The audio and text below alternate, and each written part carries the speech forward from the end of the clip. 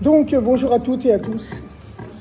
On m'a demandé de venir ici pour parler de la fête de Yud Beit Yud Gimel Tammuz, puisque, en vrai dit, on est entre deux fêtes, entre deux libérations. La libération du 3 Tammuz, qui est aussi, bien sûr, comme tout le monde le sait, le jour de la Hiloula du Rabbi. Et chez les Chassidim, on appelle le 3 Tammuz le début de la libération. Et puis il y a le 12-13 Tammuz, qui est vraiment la grande libération, quand le précédent Rabbi Lubavitch, qui avait été condamné à mort en 1927, a été définitivement libéré. Alors, en vérité, c'est quelque chose d'extrêmement actuel, parce que c'est véritablement l'emprisonnement et la libération du Rabbi, c'est le début d'une nouvelle ère pour l'ensemble du peuple juif. Pour l'ensemble du peuple juif. À tel point qu'en 1967, quand Israël a gagné la guerre des 6 jours, et que Dieu donc a rendu la terre d'Israël au peuple juif, à ce moment-là, le Rabbi a dit, dans son grand commentaire qui a suivi la guerre des 6 jours, le jour du Yud Beit Tammuz 1967, il a dit, quand le Rabbi précédent a été libéré, et qu'il a dit, Lo oti bilvad, ce n'est pas seulement moi qui ai été libéré aujourd'hui, mais tous les juifs du monde, qu'ils soient religieux ou pas religieux, qu'ils soient des grands rabbins ou des ignorants, même celui qui n'est Israël que de surnom. Ça veut dire qu'il est tellement assimilé qu'il ne ressent plus que le judaïsme, c'est sa véritable identité. Pour lui, son identité juive, ce n'est plus son nom, c'est seulement un surnom. Même celui-là a été libéré avec moi. Et quand le Rabbi a dit cette chose-là, en 1927, lorsqu'il est sorti de prison, personne n'a compris ce qu'il voulait dire. En 1927-1928, les Juifs vivent un véritable enfer en Union soviétique. Staline vient de prendre le pouvoir. La révolution communiste avait eu lieu 10 ans auparavant en URSS. Mais avec Staline, le nouveau dictateur qui a succédé à Lénine, d'ailleurs, les Chassidim, à l'époque, conformément au proverbe biblique qui dit qu'on ne mentionne pas le nom des méchants, les Chassidim ne voulaient pas prononcer le nom ni de Lénine ni de Staline. Ils les appelaient seulement par la première lettre de leur nom. Pour dire Lénine, ils disaient le Lamed, le L. Et pour dire Staline, ils disaient le Samer, le S. Ils ne voulaient pas dire leur nom. Comme dit le proverbe, c'est un précepte biblique, Shem Rechaim Yirkav, le nom des pervers pourrira. Et lorsque le rabbi précédent est sorti de prison de façon complètement miraculeuse, alors qu'il avait été condamné à mort, eh bien, il est sorti, il envoie une lettre publique à toutes les communautés juives du monde. Et il écrit, dans cette lettre ce qu'on appelle une lettre ouverte adressée à toutes les communautés juives du monde, il écrit « Ce n'est pas seulement moi qui ai été libéré, tous les juifs du monde ont été libérés avec moi. Que ce soit, encore une fois, les grands rabbins, ou les petits rabbins, ou les juifs pas du tout religieux, ou même les juifs qui ne sont même plus juifs de nom, ils ne sont juifs que de surnom. » Il a rédigé cette lettre en hébreu, dans les termes hébraïques, c'est « Af mi shebeshem Israël yichunne » Même celui qui n'est que surnommé du titre d'Israël, il a été libéré avec moi. Qui comprenait ça? Il y avait des millions de juifs en Russie à l'époque qui étaient condamnés à abandonner tout le judaïsme. La circoncision, c'était la peine de mort. Si on était pris en train de mettre les tefilines, c'était la déportation en Sibérie. On avait une chance sur 10 de revenir vivant. Et puis Hitler s'apprêtait à prendre le pouvoir en Allemagne. En quoi tous les juifs du monde avaient été libérés? Et vous savez que c'est un précepte biblique qui dit qu'il faut toujours 40 ans pour accéder à la compréhension de son maître. Ce précepte biblique est tiré de la Bible, il est tiré du Chumash. Lorsque Moïse s'est apprêté à faire entrer les enfants d'Israël dans la terre d'Israël, au bout de 40 ans de pérégrination dans le désert, Moïse leur a dit « Il vous a fallu 40 années pour avoir un cœur qui comprenne, un cerveau qui entend et un cœur qui ressent. » Tant que ces 40 années n'étaient pas passées, vous n'étiez pas capable de comprendre vraiment, de ressentir vraiment la vérité de la Torah. Et mon enseignement à moi, l'enseignement de Moïse. Et de là, le code de loi juif, dont la base est la Mishnah, dit qu'il faut 40 ans à un élève pour arriver à comprendre l'enseignement de son maître. Arbaïm Shana.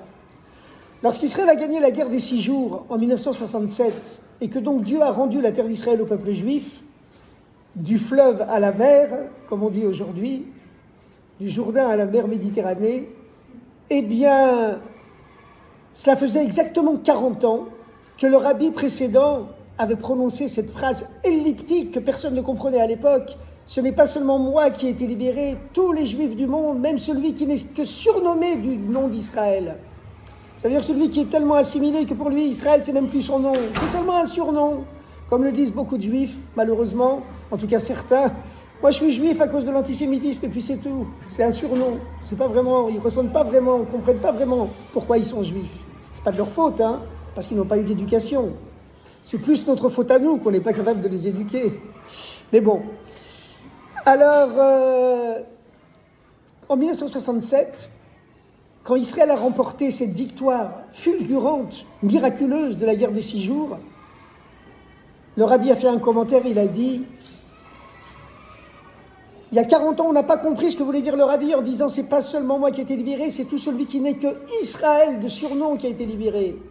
Mais aujourd'hui, on comprend qu'une nouvelle ère est née pour le peuple juif, où on voit clairement que l'époque où les non-juifs, les antisémites pouvaient dominer les juifs, c'est une période terminée. Et que Dieu donne aujourd'hui la force à Israël de se tenir comme un lion et de vaincre ses ennemis en matériel et en spirituel, c'est une nouvelle période qui a commencé. Et cette nouvelle période, c'est déjà un avant-goût des temps messianiques, un avant-goût du Messie. Pourquoi ? Parce que vous savez que d'après la Kabbale, l'histoire du peuple juif, pas l'histoire du peuple juif, l'histoire du monde, l'histoire de l'humanité, doit durer 6000 ans maximum. Au bout de 6000 ans, il y a déjà la résurrection des morts qui commence. C'est la deuxième période des temps messianiques qui commence.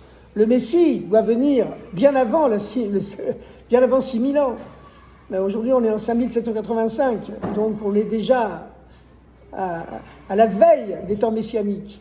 Bon, comme le rabbi l'a dit souvent, le Messie il vient bien avant les 6000 ans, il n'est pas obligé d'attendre 6000 ans, il va venir tout de suite. Mais avant les 6000 ans, il y a déjà un avant-goût des temps messianiques qui apparaissent dans le monde. Et ceci est conforme à une tradition juive qui dit qu'à la veille du Shabbat, c'est-à-dire le vendredi après-midi, le 6e jour de la semaine, qui correspond au 6e millénaire de l'histoire, c'est une coutume, 1 heure ou 2 avant Shabbat, à partir du midi du vendredi, c'est une coutume de goûter une bouchée de chaque plat qu'on mangera le Shabbat. Voilà, vous rentrez chez vous, vous mangez juste avant Shabbat, avant d'allumer les bougies. À partir du midi du vendredi, on goûte, voilà. Vous avez préparé de la dafina, du couscous, du gefilte fish. Vous goûtez une bouchée. Tous les gens de la famille goûtent une toute petite bouchée de chaque plat. Et bien de la même façon, à la veille des temps messianiques, à partir du midi du 6e millénaire, à partir de l'an 5500, qui correspond d'ailleurs à la date de la naissance du premier maître de la chassidoute, du premier maître du chassidisme, le Baal Shem Tov, il est né aux environs de l'année 5500, c'est-à-dire le midi du vendredi de l'histoire,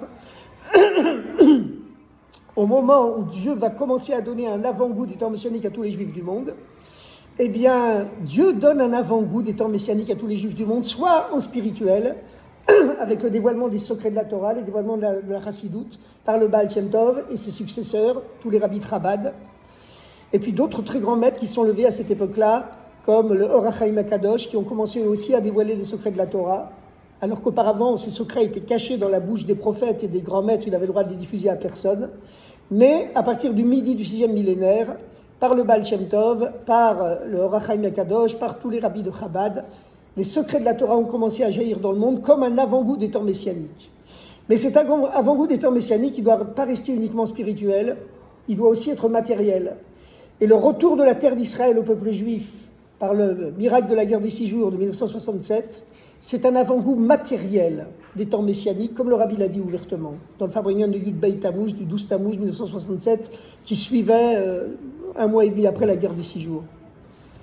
Un avant-goût physique, matériel des temps messianiques, où plus jamais un peuple ne pourra dominer le peuple juif. D'ailleurs, plus jamais aucun peuple dominera un autre peuple, aucun être humain ne dominera un autre être humain.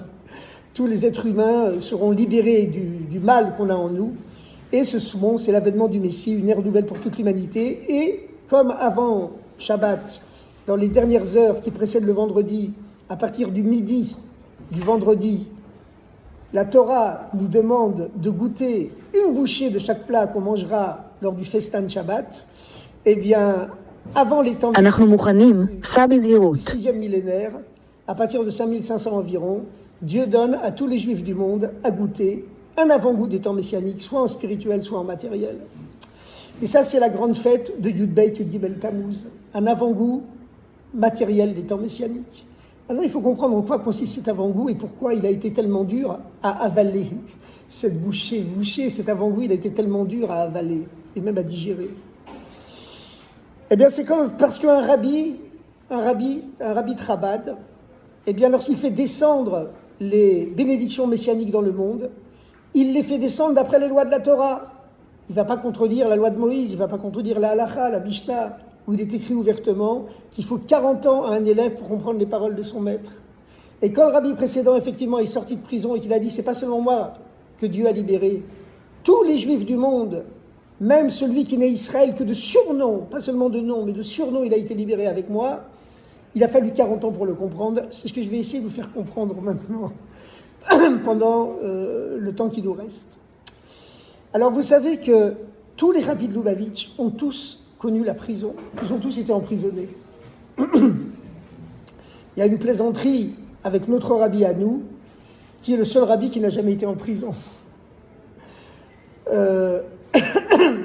Et c'est une plaisanterie parce que vous savez que le rabbi a étudié dans les universités de Berlin et ensuite à Paris à la fin des années 1920 et pendant les années 30.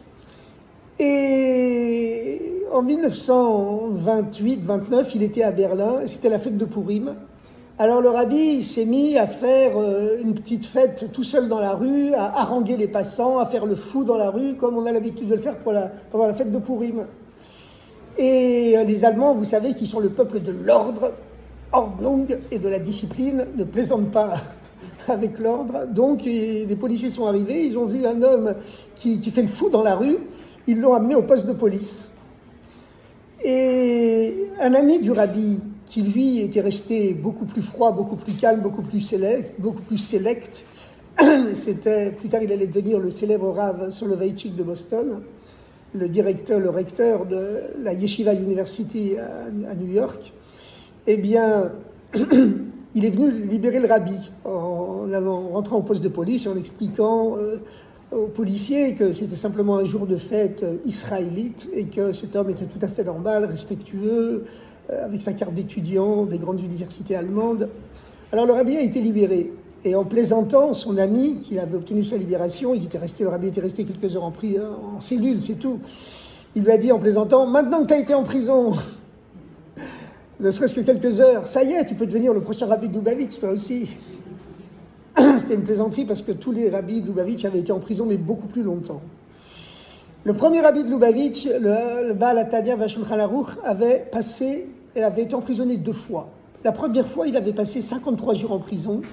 La deuxième fois, beaucoup plus longtemps, mais c'était beaucoup moins dur. C'était seulement une sorte de résidence surveillée. La première fois, il a été resté en prison 53 jours.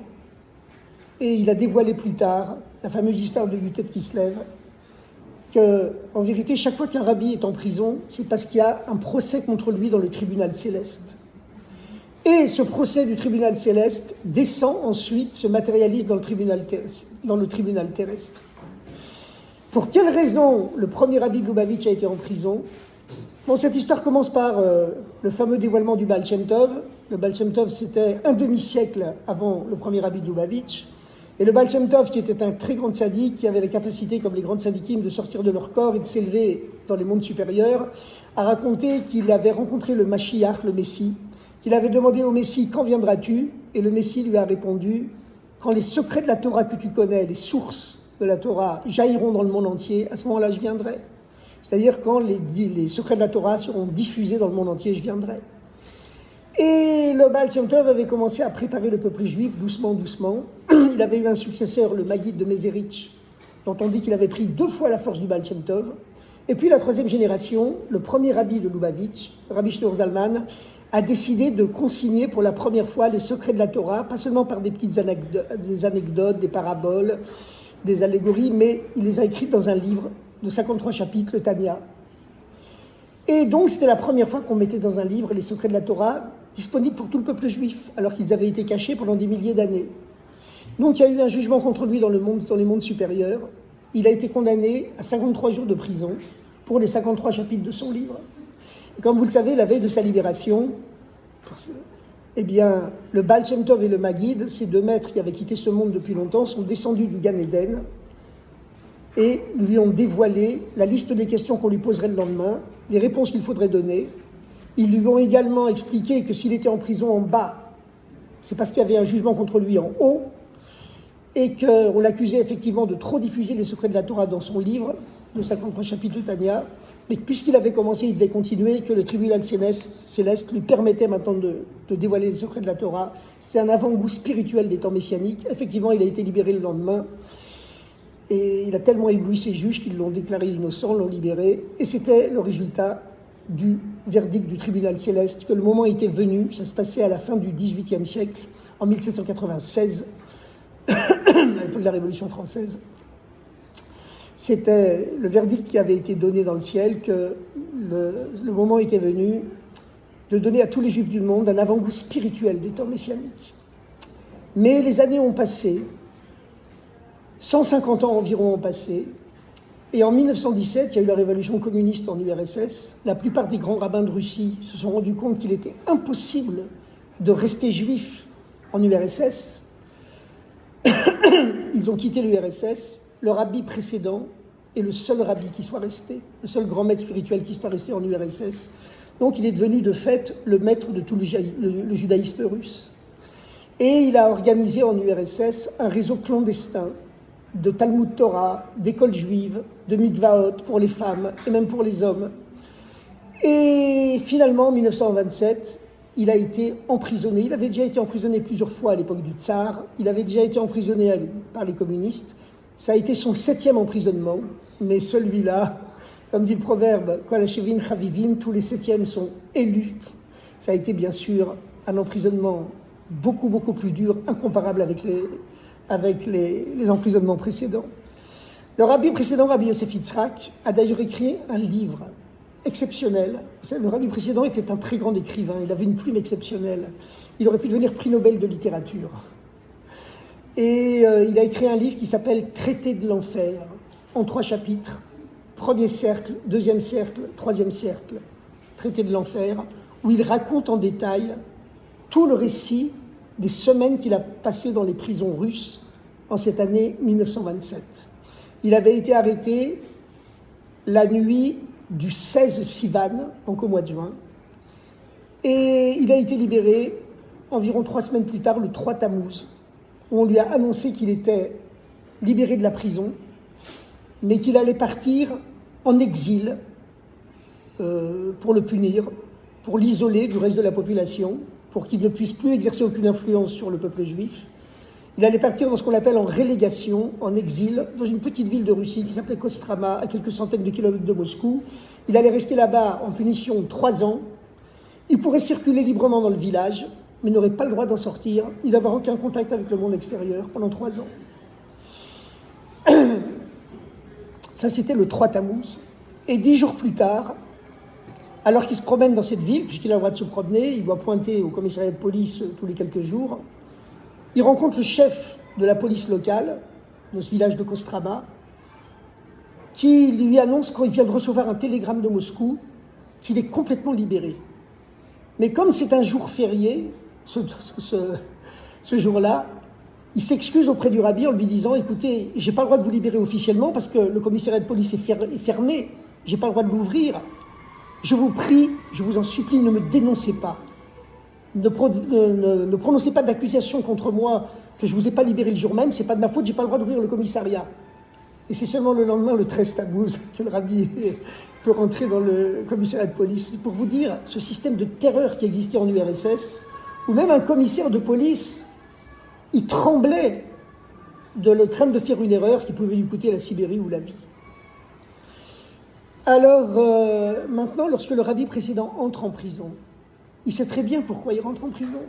Il sait très bien que lorsqu'un rabbi de Lubavitch, un tzaddik, entre en prison, c'est parce qu'il y a un procès contre lui dans le ciel. Et il y a un procès contre lui dans le ciel, effectivement. Et quel est ce procès? Vous savez, cette histoire que je vous dis maintenant, il y a beaucoup de chassidim Lubavitch dans le monde qui ne la connaissent pas exactement. Nous, on a la chance, en France, à Paris en particulier, d'avoir eu un mashpia, un guide spirituel, qu'il faut reconnaître, exceptionnel, qui s'appelait Rav Shmuel Azimov. Beaucoup d'entre vous l'ont connu. Et c'est lui qui nous a expliqué le sens profond de cette fête du 12 et du 13 Tammuz. À savoir que si Dieu a rendu la terre d'Israël avec la guerre des 6 jours en 67, c'est quelque part, essentiellement même, la conséquence de la libération de Yud Beit Tammuz, mais qu'il a fallu 40 ans pour le comprendre, comme l'a dit Moïse au peuple juif, à l'issue des 40 ans du désert, et comme le code de loi juif, la Mishnah, le stipule ouvertement, qu'il faut toujours 40 ans pour comprendre les paroles de son maître. 1927, date de l'emprisonnement et de la libération du rabbi, 1967, à quelques jours près, 40 ans exactement. Parce que, après que le rabbi ait dit, c'est pas seulement moi qui ai été libéré, tous les juifs du monde. Le rabbi précédent sait qu'il y a un jugement contre lui dans les mondes célestes. En quoi consiste ce jugement? On accuse le rabbi précédent de vouloir donner dorénavant à tous les juifs du monde, non plus seulement un avant-goût spirituel des temps messianiques, mais un avant-goût matériel des temps messianiques, un avant-goût physique des temps messianiques, c'est-à-dire inaugurer une nouvelle ère pré-messianique où déjà plus jamais un antisémite, plus jamais un anti-juif ne pourra dominer le peuple juif, ne pourra dominer un juif même individuellement. Et lui, comme le dit le Zohar, il est l'âme universelle. À chaque génération, explique le Zohar, il existe un Moshe, un Mashiach de la génération, un Messie de la génération, qui contient en son âme, comme Moïse le contenait à l'époque, toutes les âmes du peuple juif. Il est l'âme universelle, qui contient en lui toute l'âme de l'humanité. S'il réussit à résister à toutes les pressions et les tortures qu'il y aura contre lui en prison, s'il arrive à rester la tête haute, à ne se faire dominer par personne, mais lui, au contraire, être capable de dominer tout le système tortionnaire soviétique, il communiquera cette force à toutes les âmes du peuple juif qui vivent en lui. Et il obligera le tribunal céleste à mettre son sceau sur le verdict final que l'époque où les non-juifs, les antisémites peuvent dominer les juifs, c'est une époque terminée, qu'une nouvelle époque commence où tous les juifs du monde pourront marcher la tête haute et plus jamais un goy, comme on dit, ne pourra les dominer. Et il a fallu 40 ans pour voir ça ouvertement, parce que lorsqu'un tzaddik fait descendre les forces divines dans le monde, les forces du Messie dans ce monde, il les fait descendre par les lois de la Torah, qui stipulent qu'il faut 40 ans pour arriver à comprendre l'enseignement de son maître. Alors le rabbi précédent, quand il rentre en prison, il prévient tout le monde autour de lui, tous ses proches. Il leur dit, sachez que personne ne me fera baisser la tête, personne ne me fera fléchir. Si on vous dit, dans les interrogatoires, que j'ai déjà tout avoué, et que donc vous avez intérêt à avouer vous-même vous aussi, sachez que ce seront des mensonges. Personne ne me fera avouer quoi que ce soit. Et vous savez qu'un proverbe chassidique dit, comme on s'installe pour voyager, comme ça on voyage. Le premier pas, c'est toujours le plus important. Et c'est la raison pour laquelle il a décidé que, dès le début, tout ce qu'on va lui dire n'existe pas. C'est lui qui doit commander, c'est lui qui doit être le maître du système pénitentiaire soviétique. C'est lui qui doit devenir le maître de toute l'URSS. Il est seul contre le monde entier, seul contre cette puissance qui est une des plus grandes puissances mondiales qu'est l'URSS. Et finalement, il va réussir, il vaincra. Une remarque. Non, pas de remarque. Et alors, vous voyez, ça va être une espèce de match psychologique entre lui et ses tortionnaires. Il doit absolument montrer que c'est lui qui a le dessus sur tout le monde, pas seulement en général, mais même dans tous les détails insignifiants de la vie quotidienne dans cette prison. C'est lui qui doit avoir le dessus sur tout le monde, et il communiquera cette force à l'ensemble des âmes du peuple juif qui vivent en lui. Alors ça commence lorsque, vous savez, les 2 officiers qui viennent l'arrêter, ce sont 2 officiers juifs. Leur nom est connu, le rabbi précédent les nomme dans son livre. D'ailleurs, à ce propos, je fais un petit encart avant. Vous savez, on vous a annoncé que je dédicace des livres. Là, c'est dans ce livre-là, c'est la biographie du précédent rabbi, justement, sa biographie. Et j'ai traduit dedans son journal intime, où il raconte tout son séjour en prison. Et là, c'est un livre que j'ai écrit aussi, et qui raconte la vie de tous les rabbis de la Chassidoute, depuis le Baal Shem Tov jusqu'à notre rabbi. Bien sûr, le chapitre le plus important, c'est le dernier chapitre sur le rabbi. Bon, alors donc, il y a un match psychologique qui va se jouer. Le rabbi comprend quels sont les ressorts de ce match psychologique. Les tortionnaires de la GPU, la police secrète soviétique, c'est la Gestapo russe, qui vient l'emprisonner, ils ne sont pas au courant. Ils voient simplement qu'ils ont affaire à quelqu'un d'extrêmement fier, extrêmement orgueilleux, extrêmement têtu. Mais le rabbi sait qu'il est en train de parler pour le tribunal céleste, pour communiquer une force à toutes les âmes du peuple juif qui vivent en lui, pour qu'une nouvelle ère s'ouvre pour tout le peuple juif. Alors il y a 2 officiers juifs qui viennent l'arrêter. Un s'appelle Nachmanson, c'est un petit-fils de Chassidim Lubavitch. Un s'appelle Lulov, c'est un fils de Chassidim Lubavitch, dont le grand-père était le serviteur du grand-père du rabbi, le rabbi Marash. Et pour se moquer du rabbi, il dit au rabbi « Ah, mon grand-père avait l'honneur de porter la valise de votre grand-père. Moi aussi, aujourd'hui, les chassidim restent des chassidim. Moi aussi, aujourd'hui, je porterai votre valise. » Sous-entendu pour vous emmener en prison. Et le rabbi, qui est conscient qu'il est face au tribunal céleste et qu'il ne doit jamais céder sur aucun détail, le rabbi lui arrache la valise des mains et lui dit « Ton grand-père, il avait l'honneur de porter la valise de mon grand-père à moi, mais toi, je ne te permets pas de toucher ma valise. » Alors, personne ne comprend pourquoi le rabbi, comme ça, il lui arrache la valise des mains, mais bon, le rabbi sait pourquoi il fait ça. Il veut montrer au tribunal céleste qu'une nouvelle ère a commencé, où plus jamais un antisémite, malheureusement, il y a des juifs antisémites aussi, ça existe, surtout à l'époque, c'est lui qui doit commander. Personne ne doit le commander, c'est lui qui doit avoir le dessus, partout. Alors ensuite, on l'amène en prison, et les 2 officiers juifs, Nachmanson et Lulov, veulent le pousser dans un couloir à gauche. Et on a appris plus tard qu'au bout de ce couloir, il y avait un bourreau qui tuait d'une balle dans la tête tous les chefs religieux du RSS qui passaient ce soir-là. Les chrétiens orthodoxes, les catholiques, les protestants, les mollahs, musulmans. Et le rabbi devait être tué pour échapper à un jugement qui pouvait risquer de faire intervenir des pressions mondiales. Donc, il a réussi à partir à droite. Et les geôliers ont été tellement stupéfaits qu'ils l'ont laissé. Et c'est comme ça que le premier soir, il échappe à la mort. Comme le disait Rav Shmuel Azimov quand il racontait cette histoire, il a bousculé les policiers. Il a dit, quand un juif est perdu, il ne tourne pas à gauche, il tourne à droite. Il a tourné à droite et comme ça, le premier soir, il a échappé à la mort. Et ensuite, il raconte, alors, vous voyez, il avait une plume extraordinaire. Alors, j'ai eu le mérite, grâce à Dieu, de traduire le récit de son emprisonnement, qui s'appelle, comme je vous l'ai déjà dit, Traité de l'enfer. Il raconte par exemple le premier interrogatoire. Il raconte qu'il arrive dans une salle où il y a 50 secrétaires, 50 femmes policières qui interrogent 50 prisonniers. Et lui va être le 51e. Toutes les policières ont une cigarette à la bouche. Elles parlent à voix basse.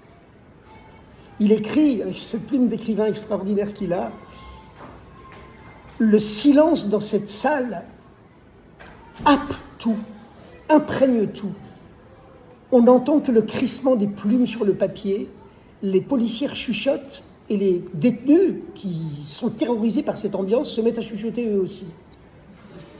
Et au centre de la salle se dressent 3 officiers qui surveillent tout le monde d'un air rébarbatif, en scrutant chaque détail de ce qui se passe. Et le rabbi précédent, donc, doit s'installer devant une de ses policières, qui commence à l'interroger. Il lui dit, écoutez, mon nom, vous le connaissez très bien, puisque vous êtes venu m'arrêter à domicile. Je ne répondrai à aucune de vos questions, mis à part mon nom et mon adresse. C'est tout. Ça ne vous dérange pas si je fume? Alors elle est complètement décontenancée, elle lui demande, mais quel est votre métier? Il répond, mon métier, chercheur de Dieu. Elle lui dit, chercheur de Dieu? Mais c'est pas un métier, ça. Il faut un métier qui figure dans l'agenda des professions de l'Union soviétique. Alors le rabbi répond, c'est mon métier, j'en ai pas d'autre. Il commence à expliquer à la policière en face de lui, complètement effarée, qui est Dieu? Que Dieu est tout et tout est Dieu, suivant les explications de la chassidoute. Et puis il lui dit, ça vous dérange pas si je fume? Alors elle est complètement tétanisée et le rabbi précédent écrit qu'à ce moment-là, 2 officiers supérieurs font leur apparition dans la salle. Et il écrit, lorsque ces 2 officiers supérieurs font leur apparition, l'ange de la mort rentre dans la salle. Les policières se recroquevillent encore plus sur leurs feuilles de papier. Et les 3 sous-officiers qui semaient la terreur avec leurs yeux qui scrutaient tout le monde, je vois leurs yeux qui se mettent à tourner dans leurs orbites comme la baguette d'un chef d'orchestre qui serait devenu enragé. Et ils cherchent quelqu'un du regard. Et lorsque leur regard se pose sur moi, je vois qu'ils ont trouvé. Mais ils ne peuvent pas s'abaisser, eux, des officiers supérieurs, à se diriger vers un simple rabbin qui a arrêté comme tout le monde. Mais comme la policière fait un petit esclandre en disant « Mais enfin, vous devez donner votre métier, votre vrai métier, et puis, je ne sais pas, d'aucuns pas vous demander de fumer. » Alors il profite de ce petit scandale pour s'approcher comme un prétexte. Et il demande, le policier s'approche. C'est le rabbi précédent qui a écrit ça dans ce livre, Traité de l'enfer. C'est seulement un avant-goût du Traité de l'enfer. Et il dit, que se passe-t-il ici? Et la policière répond, il y a ce citoyen qui refuse de répondre au questionnaire et il demande s'il peut fumer. Alors, le rabbi Lubavitch, il est connu en URSS, c'est le chef de tout le judaïsme russe clandestin. Donc, c'est un gros poisson, comme on dit, une grosse prise. Alors, l'officier a cherché aussi à prendre le rabbi de haut en lui disant « Non, mais cet interrogatoire doit être absolument rempli. » Et puis, pour prendre le rabbi de haut, pour se moquer un peu de lui, il lui dit « Ici, ce n'est pas interdit de fumer. Vous pouvez fumer. » Pour prendre le rabbi de haut, il fait « Vous voulez du feu ?» Et le rabbi précédent écrit, je lui réponds « Non, merci, j'ai ce qu'il faut. » Et le rabbi précédent sort sa cigarette et ses allumettes. Il commence à fumer. Et il écrit « Cette cigarette et ces allumettes sont des objets, des petits objets simples, naturels, pour un secours de Dieu qui vient d'au-dessus de la nature et du surnaturel. Parce qu'il est en train de gagner, de remporter le match, que personne ne peut le dominer. Et que c'est lui qui doit narguer les autres, se moquer des autres et prendre le dessus sur tout le monde. Bon, il y a beaucoup d'événements très très tragiques que le rabbi précédent a traversés. Il y a d'autres interrogatoires. Il y a un fameux interrogatoire plus tard qui sera mené par Loulov. Et Loulov demande au rabbi « Levez-vous !» Le rabbi refuse. Loulov lui dit « Faites pas la forte tête. Ils vous taperont tellement que vous serez obligé de vous lever. » Et le rabbi précédent répond, la petite expression hébraïque, « Nous ?» Et alors, 3 escouades de policiers vont s'acharner sur lui en le frappant de la tête aux pieds, 3 fois de suite. Quand les premiers sont fatigués de taper, il y en a un autre groupe qui vient prendre la relève, et le rabbi ne se lève pas. À la fin, Loulov craque. Il dit « Bon, Rebbe, ça suffit. Laissez-le assis. » Et pour le rabbi, c'est une deuxième victoire. Personne ne peut le dominer. Et il est en train de donner cette force à toutes les âmes du peuple juif qu'il a en lui, que l'époque où les non-juifs, les antisémites, et même les juifs antisémites, que Dieu préserve, peuvent dominer les juifs, c'est une époque terminée pour toujours. Un avant-goût physique des temps messianiques, et plus seulement spirituel. Et il raconte que sur le chemin de sa cellule, il demande la permission au policier qui est devant lui de mettre les tefilines. Et le policier refuse. Et le rabbi réussit à mettre les tefilines en cachette, en montant les escaliers derrière le policier. Le policier se retourne, lui il n'est pas juif. Il voit le rabbi avec les tefilines il est complètement effaré. Comment, dans ce système de terreur, on ose comme ça désobéir? Il se jette sur le rabbi précédent, il se rue sur lui, il le frappe, il le fait tomber dans les escaliers. Le rabbi va beaucoup souffrir, il aura une blessure jusqu'à la fin de ses jours parce que le fer de sa ceinture lui est rentré dans la chair. Il se met à saigner, mais il a mis les tefilines. Il a encore une fois montré que personne ne peut le dominer. Quand il arrive dans sa cellule, il est accueilli par 3 co-détenus, 2 non-juifs et un juif. Et le détenu juif le reconnaît et dit « Rebbe, vous aussi, vous en prie, c'est ça la révolution. » Et il dit au rabbi « Écoutez, essayez de dormir, de vous reposer pendant 1 heure. Parce que dans 1 heure, on va commencer à fusiller les détenus dans la cour. Les fusillades durent toute la nuit. Et les hurlements des suppliciés vous empêcheront de dormir. Dormez 1 heure avant que ça commence. » Et le rabbi précédent raconte effectivement que 1 heure après, on commence à entendre les bruits de pas des soldats dans les couloirs, les portes qui s'ouvrent, les prisonniers qu'on traîne de leurs cellules, leurs cris, les hurlements, les gens qu'on abat d'une balle dans la tête, dans le couloir, et les masses de prisonniers qu'on amène dans la cour, et les fusillades qui durent toute la nuit, et les cris qui durent toute la nuit. Et il va vivre comme ça pendant 3 semaines, dans ce système de terreur. Lui-même raconte, il écrit avec cette plume extraordinaire qu'il a, que parfois, ils sont tellement terrorisés, les détenus sont tellement terrorisés, qu'ils ne sont même plus capables de comprendre les ordres que les policiers leur donnent. Il raconte qu'un jour, il est de nouveau convoqué aux interrogatoires, et que lorsqu'il sort de sa cellule, il se retourne vers ses co-détenus, et il voit qu'ils sont en train de pleurer, parce qu'ils sont sûrs qu'ils ne le reverront plus jamais. Mais quand il arrive à la salle de l'interrogatoire, il voit tout un groupe de policiers assis avec les revolvers devant eux. C'est lui qui prend le dessus, comme d'habitude, et qui dit « C'est la première fois que je rentre dans une salle où on ne se lève pas quand je rentre. » Alors, les policiers lui disent « Non mais tu sais où t'es ici ?»« Ben oui, je sais où je suis. Je suis dans une pièce sans mezouza. Chez nous, c'est les toilettes, les latrines. » Bon, les gens sont tellement impressionnés qu'ils ont affaire à une espèce d'extraterrestre. Ils ne savent plus comment le prendre. Et en particulier, il y a un garde chiourme, un policier que le rabbi décrit comme un sadique pathologique. Il raconte au rabbi le plaisir que lui donne le fait de torturer à mort les détenus. Et au point de qu'il dit, vous savez, moi quand je bois un verre de thé, si je ne suis pas en train de torturer quelqu'un à mort en même temps, le verre de thé n'a pas de goût pour moi. Et vous savez, c'est le système des capots que plus tard recopieront les Allemands. Les Allemands prendront modèle sur les camps soviétiques, le système de déshumanisation, où le prisonnier n'a plus de nom, il n'est plus qu'un numéro, le pyjama rayé, les droits communs, c'est-à-dire les criminels qui ont un pouvoir de vie et de mort sur tous les autres détenus. Tout ça, c'est le système carcéral soviétique que les Allemands reproduiront plus tard dans leur propre camp de concentration. Bon, au bout le rabbi fait une grève de la faim, il arrive à retrouver cette filine, etc. Et puis, finalement, même ce capot pathologique est tellement impressionné par le rabbi, la première fois qu'il lui dit « Couchez, c'est l'heure de dormir !»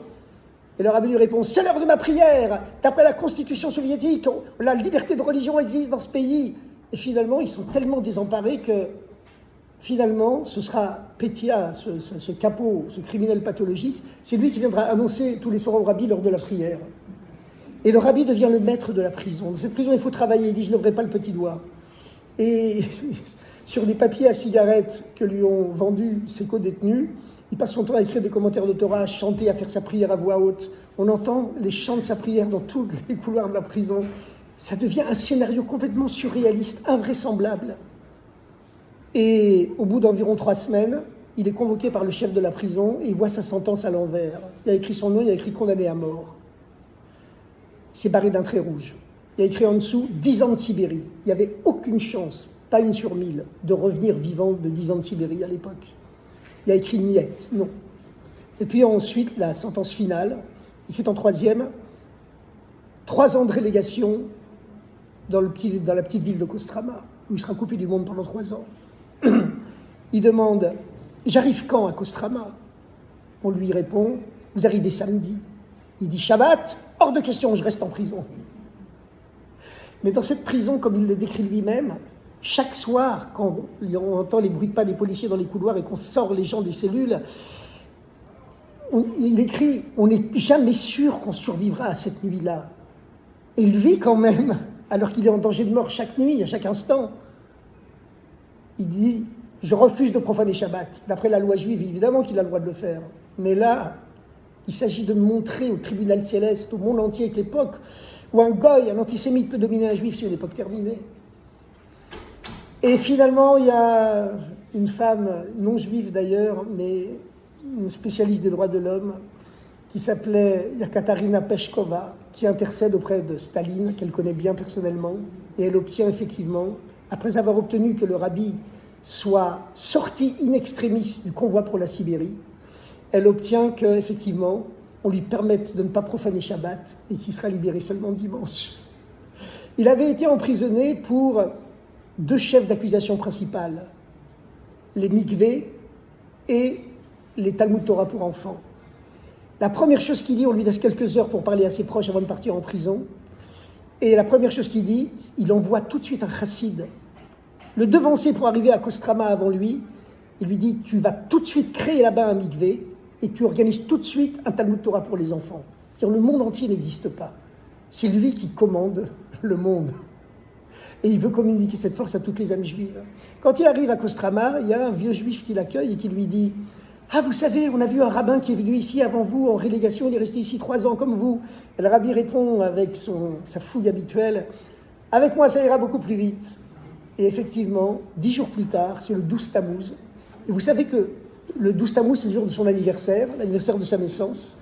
Et comme le rabbi nous l'a dit plein de fois, le jour anniversaire de la naissance, il faut faire une grande fête, prendre des bonnes décisions, etc., avec ses proches, sa famille, ses amis, parce que c'est un jour qui porte bonheur. Le jour de l'anniversaire, on dit, sa chance, le mazal de la personne domine le monde.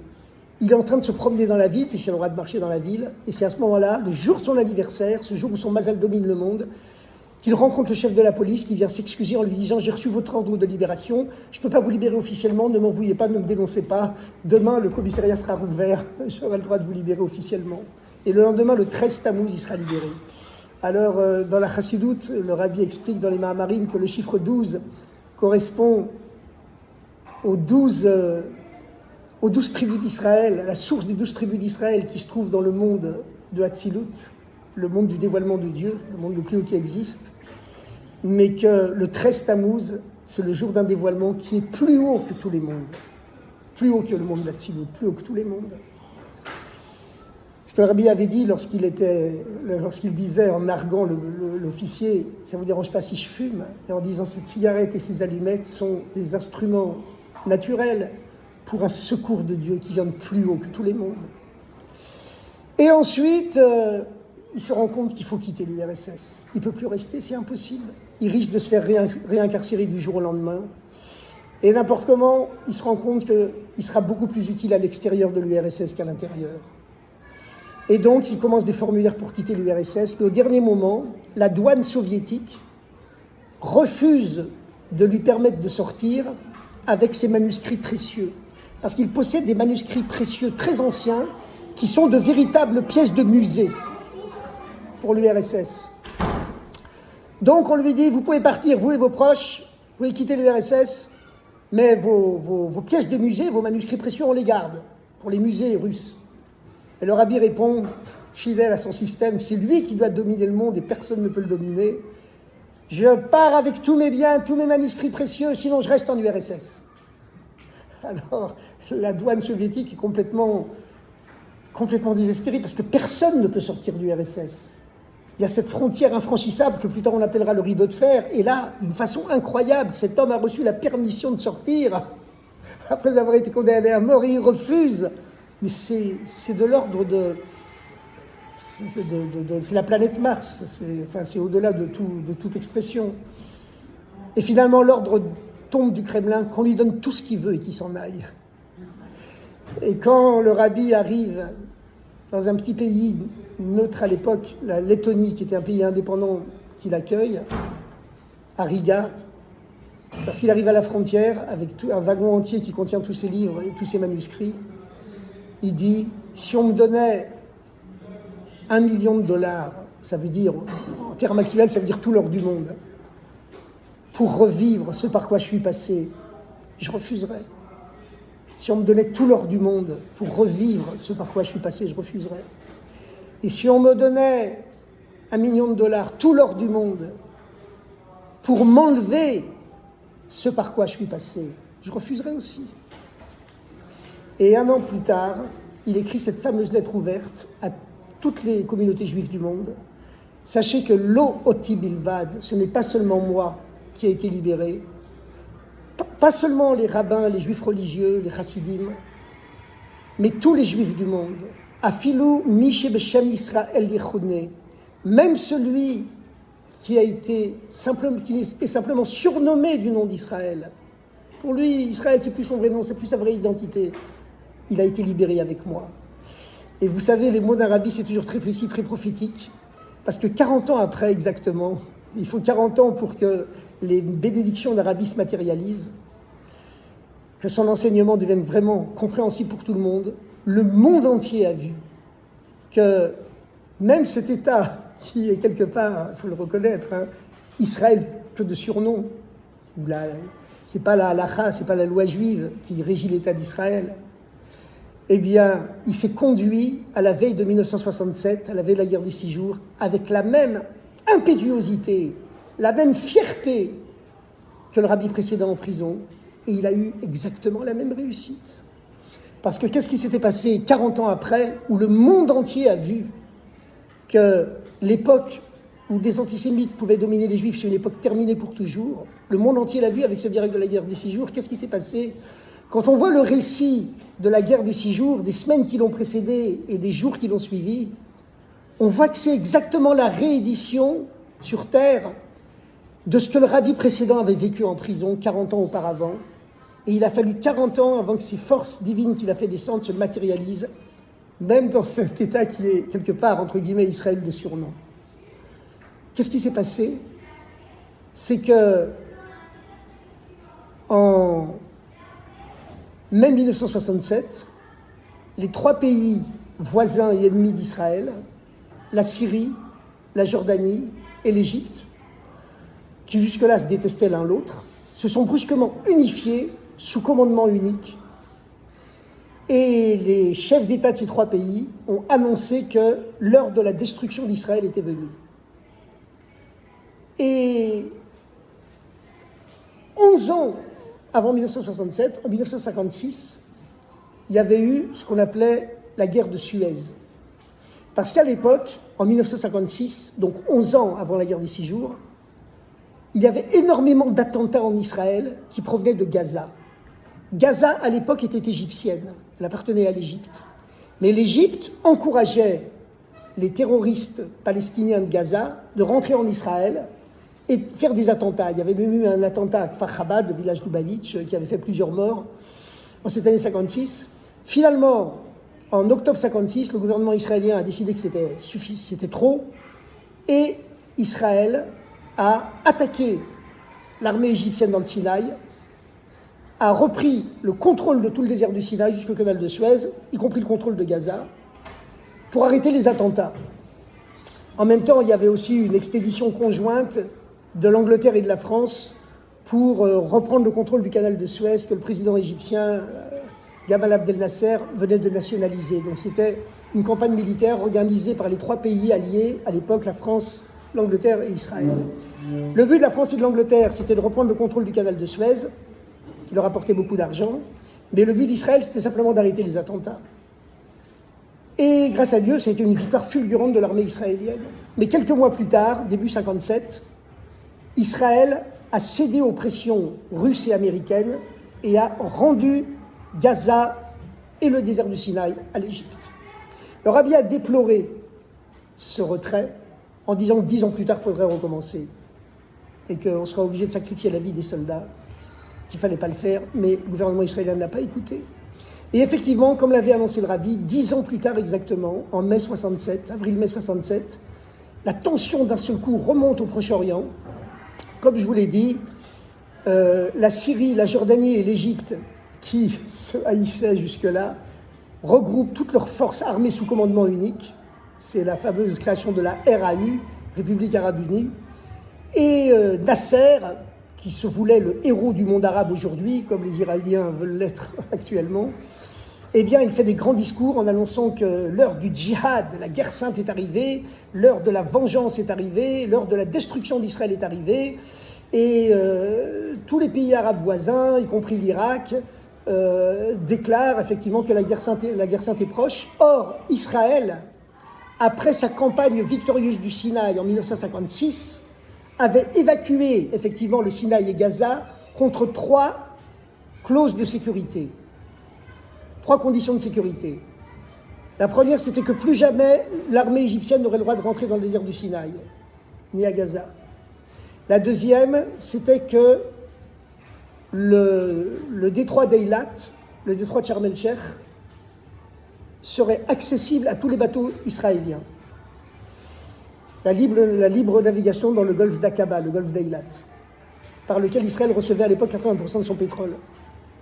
À l'époque, Eilat, ce n'était pas un grand centre touristique, c'était un centre pétrolier, d'importation pétrolière qui venait en général d'Iran, qui était à l'époque un pays allié d'Israël.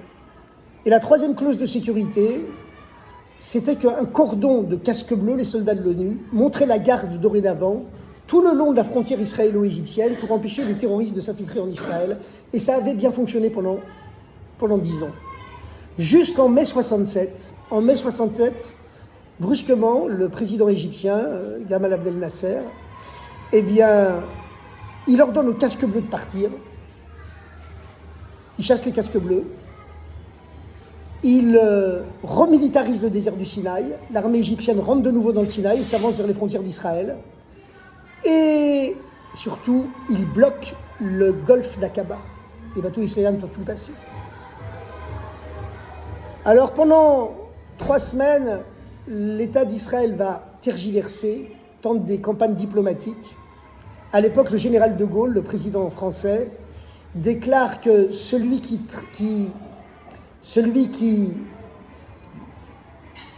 tirera le premier coup de feu, la France se mettra contre lui. Mais le général de Gaulle est un professionnel de la guerre, c'est un militaire. Il sait très bien que dans la configuration géopolitique du Moyen-Orient, Israël, qui à l'époque ne fait que 15 km de large, est obligé de tirer le premier coup de feu pour se défendre. Et de Gaulle, qui est parfaitement conscient de ça, mais qui est quelque part antisémite lui aussi, un antisémite caché, mais quand même un peu, ou pas mal, de Gaulle affirme que si Israël tire le premier coup de feu, même si c'est pour se défendre, la France renoncera à son alliance avec Israël et se mettra du côté arabe. Il ne le dit pas dans ces mots, mais ça voulait dire ça. Il décrétera l'embargo sur toutes les armes de rechange destinées à Israël. Or, à l'époque, toutes les armes israéliennes sont françaises. Donc Israël, le gouvernement israélien est acculé. Il est un peu comme le rabbi précédent en prison. Il est acculé, le dos au mur. Dans une guerre, on a besoin d'armes de rechange. Toutes les armes sont françaises. Comment on va faire? Et pourtant, Israël agit avec une fierté totale, sans tenir compte de ce que pense le monde entier, comme le rabbi précédent qui tenait aucun compte de personne dans les géoles soviétiques. Et le 5 juin au matin, l'aviation israélienne décolle par surprise et anéantit au sol en 3 heures, on l'a appelé la guerre des 3 heures, toutes les aviations égyptiennes et syriennes. Et le gouvernement israélien envoie un avertissement au roi de Jordanie, le roi Hussein, en lui disant « Les aviations syriennes et égyptiennes sont totalement détruites. Nous avons virtuellement déjà gagné la guerre. C'est les premières heures de la guerre. Nous vous demandons de ne pas vous mêler, de ne pas intervenir. Nous vous promettons que nous ne vous attaquerons pas. Nous n'avons aucune visée sur votre pays, ni sur Jérusalem, ni sur votre pays. » Et le roi Hussein de Jordanie, dans ses mémoires, raconte qu'il a téléphoné à Nasser, le président égyptien, en lui disant « Mais est-ce que c'est vrai que vous n'avez plus d'aviation, vous avez virtuellement perdu la guerre ?»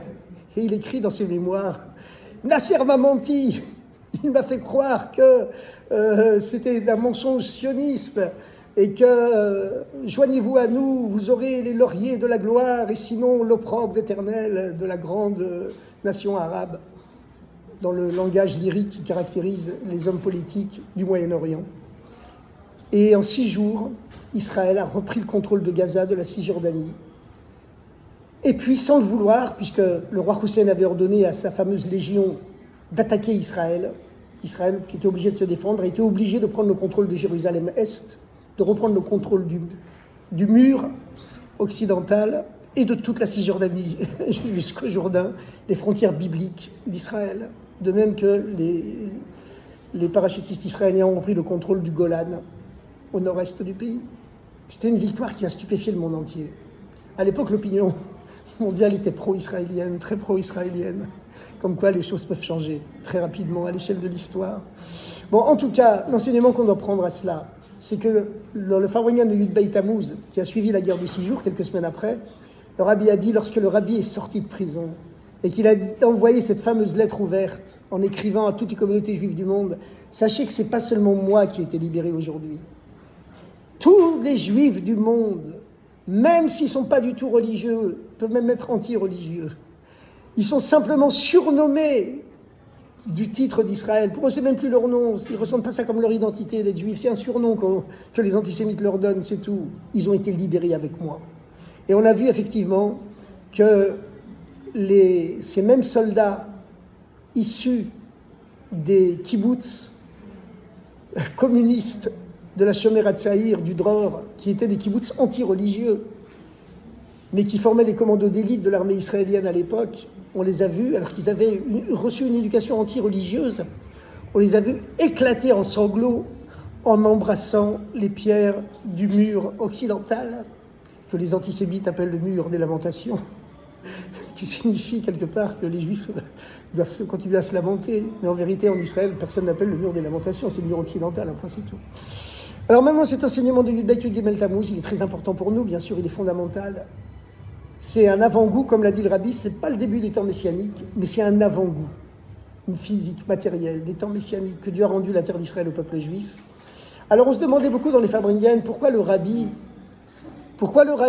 dans ses Farbrengen, il parlait tellement de la sécurité en Israël, de la stratégie militaire qu'Israël devait avoir, que le rabbi, pendant des dizaines d'années, a répété que la seule façon d'arriver à la paix, et le but c'est bien sûr la paix, c'est de ne jamais rendre un centimètre ni de Gaza, ni de la Cisjordanie, la Judée-Samarie, ni du Golan. Et on a clairement vu, plusieurs dizaines d'années après, il a fallu 40 ans que la population israélienne ait fini par s'en rendre compte. Aujourd'hui, on sait très bien que toute la population israélienne est consciente que c'est impossible de créer un État palestinien. On a vu ce qui s'est passé quand on a quitté Gaza en 2005. On a vu le résultat que ça a donné. Alors, chers amis, surtout ce qu'il faut savoir, c'est qu'aujourd'hui, vous savez, on vit dans un grand système d'intoxication médiatique. Et les médias, vous savez, les journalistes, c'est des gens bien, c'est des gens sympas, mais ils doivent gagner leur vie. Comment on peut surclasser la chaîne de radio concurrente, la chaîne de télé concurrente, les réseaux sociaux concurrents? C'est seulement en faisant plus peur qu'eux, en terrorisant plus qu'eux les téléspectateurs, les auditeurs, les lecteurs. Donc, c'est une surenchère dans laquelle on vit, une surenchère de théâtre médiatique qui cherche absolument à nous terroriser par tous les moyens. Mais en vérité, vous savez quoi? Regardez, il y a mon gendre, le Rav Arié Engelberg, Israël Arié Leib. Il est shliach à Orléans. Il est en même temps rabbin d'Orléans, grand rabbin du Loiret. Et comme vous le savez, il y a environ 2 mois et demi, il a été agressé par un jeune Marocain dans la rue et ils se sont battus parce que le jeune Marocain voulait l'humilier. Il a commencé à lui cracher au visage en se filmant pour montrer dans tous les réseaux sociaux comment un musulman, il y a des musulmans très bien, hein, mais lui, en tout cas, il était comme ça, comment un musulman peut cracher au visage d'un juif et se moquer de lui et le ridiculiser devant tout le monde et mettre ça dans les réseaux sociaux. Et mon gendre, grâce à Dieu, il a eu le réflexe, il s'est rendu compte que c'est pas possible, on n'a pas le droit de laisser passer un tel chilou lachem, une profanation du nom de Dieu, que tout le monde va voir qu'on peut humilier un juif comme ça. Il lui a fait tomber son téléphone, il a commencé à se battre avec lui. Grâce à Dieu, j'ai vu la photo du jeune Marocain lorsqu'il a été arrêté ensuite par la police. Il avait un œil complètement poché. Mon gendre, grâce à Dieu, il n'avait rien.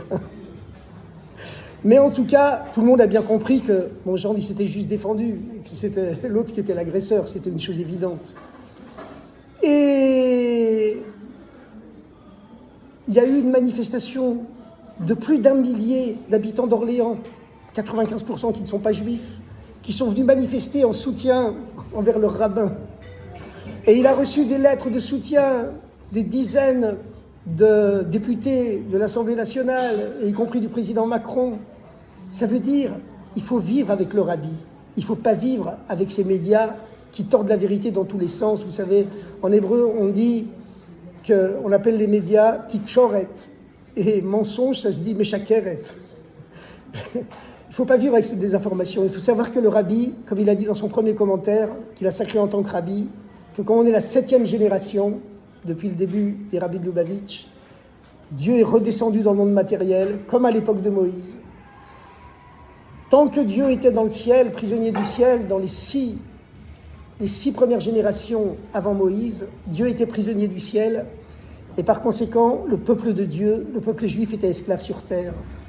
Mais quand Moïse est arrivé, lui qui était le 7e, il a fait redescendre Dieu dans le monde matériel, et les Juifs ont été libérés matériellement et ont pu reconquérir leur terre matériellement. Le jour où le rabbi est devenu rabbi, il a fait un commentaire sur ce thème-là. Il a expliqué que tous les rabbis de Lubavitch avaient petit à petit fait descendre la présence de Dieu d'un ciel à l'autre, mais Dieu était encore prisonnier du ciel.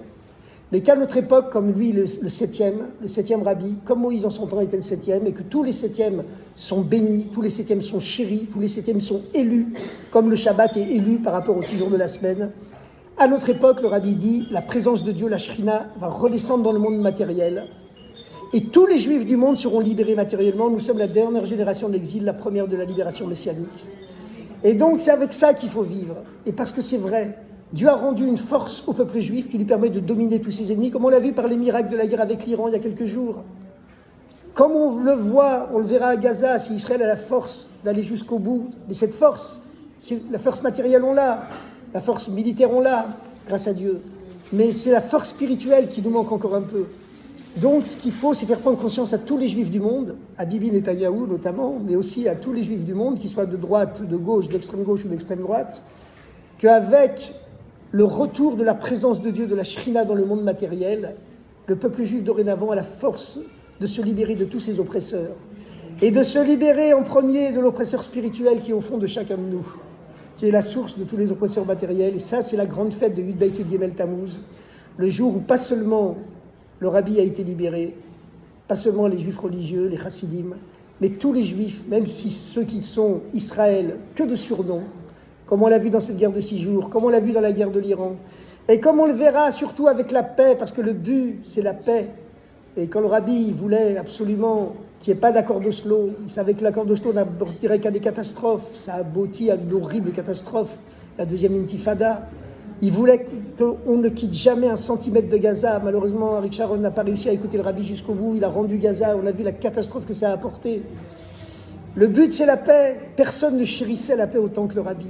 Et comme le dit la Torah, Shalom Kan, Akol Kan, la paix est là, tout est là. Le peuple juif veut le Mashiach, sûrement pas pour dominer le monde comme disent les antisémites. Le peuple juif, vous savez, il y avait la fameuse blague, il y a 2 juifs qui discutent, un qui est désespéré et puis l'autre qui est en pleine forme. Alors le juif qui est en pleine forme, il demande au juif qui a l'air désespéré, mais pourquoi tu es triste comme ça ce matin? Il a dit, parce que je viens de lire dans tous les journaux que l'antisémitisme domine le monde, voilà, maintenant New York va élire que de préserve un maire antisémite, etc. C'est dramatique. Il dit, mais dans quel journaux tu lis ça? Ben, je lis ça dans la presse, la bonne presse. Mais c'est pas ça qu'il faut lire, lui dit le juif qui est en pleine forme. Il faut lire les journaux antisémites. Quand tu lis les journaux antisémites, tu vois que les juifs dominent le monde, ils dominent tout le système bancaire international, ils dominent les médias mondiaux. Fait qu'on va lire les journaux antisémites, ils seront en pleine forme. Alors en tout cas, normalement les blagues on les dit au début d'une conférence, pas à la fin, mais bon. Alors en tout cas, il faut savoir que c'est valable pour chacun de nous individuellement. Chacun de nous a la force de ne plus jamais être dominé par le mauvais penchant intérieur, par le mauvais penchant extérieur, par les antisémites qui malheureusement existent encore, que ce soit résiduel ou que ce soit factuel. Mais en tout cas, ça existe encore. Et Dieu nous a donné la force, et la force de Yud Bet Yud Gimel Tammuz, qui permet à chacun de nous de ne plus jamais être dominé par le mal. Et grâce à ça, grâce à cette victoire qu'on aura, grâce à cette transmission pacifique de la Torah autour de nous, et des 7 lois de Noé envers tous les non-juifs qu'on rencontre, qu'on côtoie, eh bien, apporter cette paix universelle, qui est le but, comme le dit le rabbi, au nom de Maïmonide. Les Juifs n'ont pas voulu le Messie pour dominer le monde, que Dieu préserve. C'est une histoire qui n'est jamais rentrée dans la tête, ni pour se venger de ce que les non-Juifs nous ont fait pendant des milliers d'années. On veut le Messie uniquement pour que la paix règne dans le monde et qu'on puisse adonner à la recherche de Dieu, comme l'a dit le Rabbi Rayatz quand il était en prison, je suis un chercheur de Dieu, dans la paix et dans la tranquillité. Et comme disait Winston Churchill, quand le peuple juif est béni, le monde entier est béni.